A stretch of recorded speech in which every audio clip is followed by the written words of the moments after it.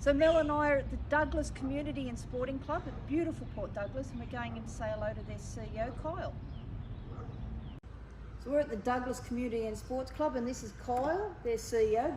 Great to be here, absolutely beautiful, thanks for having us. This view, how sensational is that? It's tough to take, yeah. I can imagine.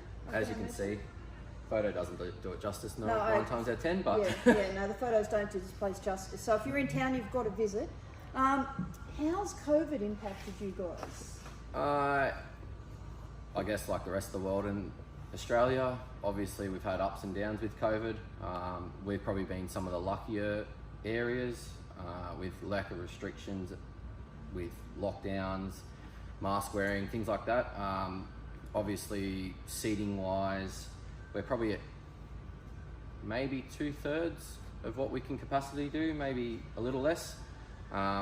But it has got people very aware of what's going on to the world. I don't think anyone actually realised Australia was in danger of anything like this until it come to our shores. Absolutely. Yeah. So in this area, especially because of the ageing population we have up here, it's actually been quite a blessing in disguise for us, because a lot of older people and a lot of our members are actually not scared of their phones anymore, so that's very helpful. Checking in with QR codes, now up to date with apps and websites and Googling, and not being too afraid to use things, different sources. It's been really nice, actually. Oh, that's really good. Yeah, so... But there were no cases up here, were there? No, I think the furthest north we got is Rockhampton, Mackay potentially. I don't know if one got in Townsville. The lady in Cairns was only on the boat. She walked on the marina, was ushered back onto her boat, and I believe that's about as far as it got there.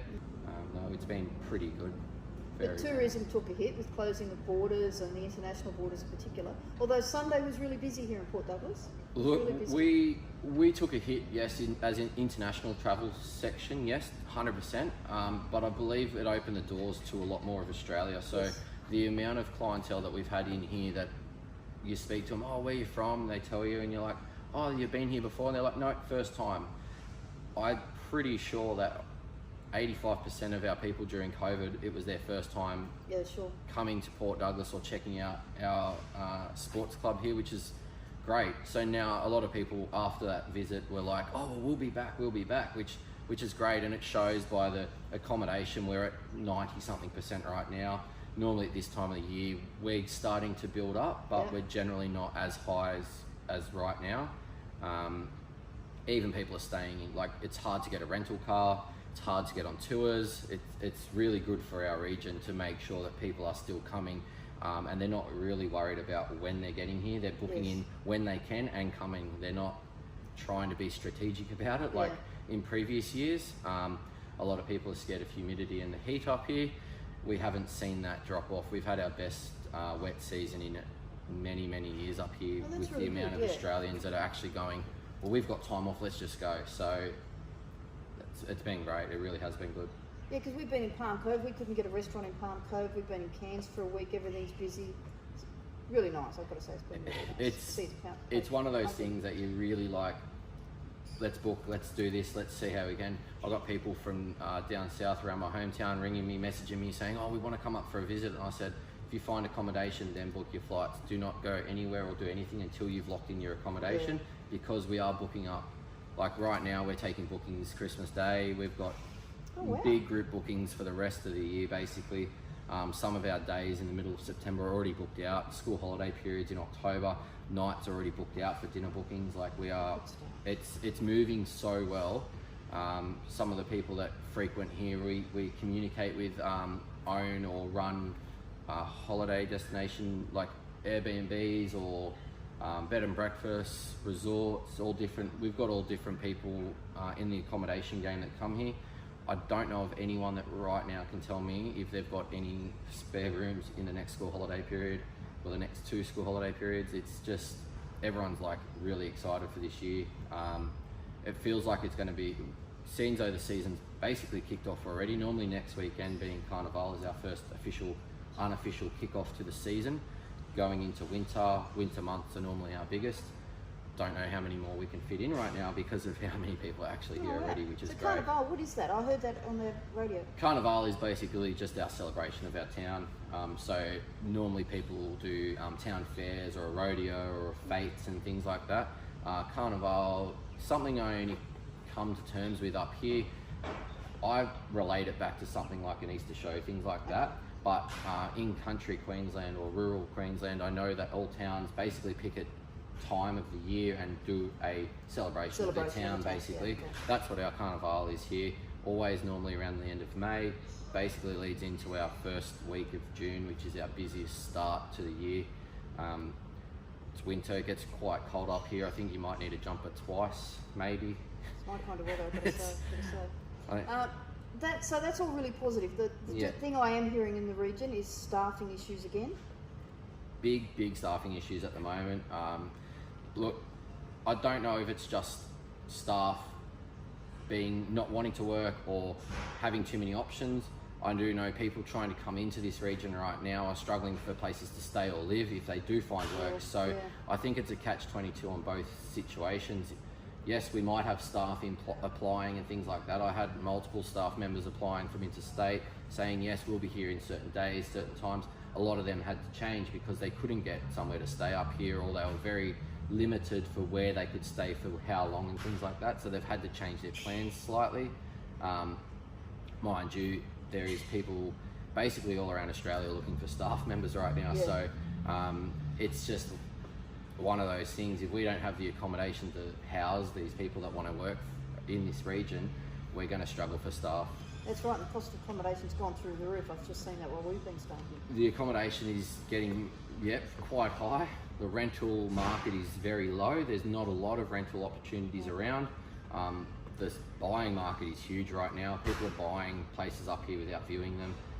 People are moving to the region from other regions just to be like, well, we want to get out of where we were. It's a lovely place, we visit it. That's work where remote, we're going. Right? Work remote from this view, I get that. Exactly right. So I think a lot of people have worked out that they can work from home as well. So the people with the luxury of being able to work predominantly from home do have the opportunity to move to a region like this, be able to work completely how they are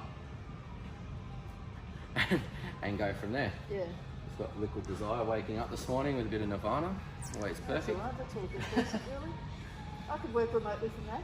I wouldn't have a problem with that, I've got to be honest with you. There's a lot of nice opportunities up here. The biggest problem we have with the staffing situation is places to stay right now, I feel, and that's the talk of the town. The backpacker place, Dougie's, is booked out. Like, we've got a lot of caravan parks that are full. Rentals are very hard to come by. You've got to kind of plan now for the future, being end of leases and things like that, and hoping for the best, or know someone where you can crash on a couch and build up from there. But it is very difficult. Yeah, that's a tough one. It is, yeah. That's really tough. But other than that, the place looks fantastic. What have we got, that 30 machines?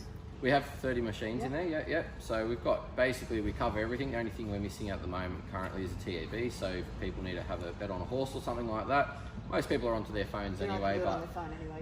But yeah, we do have TVs, a sports bar area, keno, poker machines, dining, breakfast on a Sunday. So we do throw in 3 meals on a Sunday, which makes it busy, right next to our local markets. But yeah, we try and cover all bases here. Yeah, I was here with my son on Sunday. We had Mother's Day here. It was absolutely sensational. So thank you for having us. That's all right. No worries. You stay for the music? I did stay for a little bit of the music. Yeah, it was beautiful. But the town was pumping. As I said, the markets are fantastic. They've always been fantastic. Yeah. It was a really nice day. No, it's a really good atmosphere on a Sunday. The town is buzzing. We do have the luxury of getting some people up from Palm Cove, Cairns for just the day drive and things like that, which makes our town even more vibrant than just every day of the week. As I said today, Carnival is starting unofficially this weekend. Next weekend is our parade and things like that. But as we can see next door, we've got our Spiegel tent up, which is live shows for the next week and a half. Beautiful. So the town's already starting to get involved with that. Next weekend we've got Spider Bait in town, which should pump up the crowd a little bit, which would be nice. But yeah, a few events coming for Carnival, which is really, really good, which gives us a nice boost to this town for people that were unsure or things like that. It gives someone a really great excuse just to go for a drive for a day and check it out. Yeah. So something different, which is nice. Well, I can think of worse places to live and work, I've got to say. It's absolutely beautiful. So why do they call the club the Tin Shed? The club was nicknamed in the late 80s, early 90s, I believe, by an old committee member. Might have been the general manager at the time. Basically, as this club started, it was a tin shed. It literally was 4 walls of tin. And everyone knew it as a tin shed for a lot of years, so that's just kept its name, and I think it's silly Really to change it. interesting. Yeah, absolutely, to keep the identity. Exactly Beautiful. right. So Beautiful.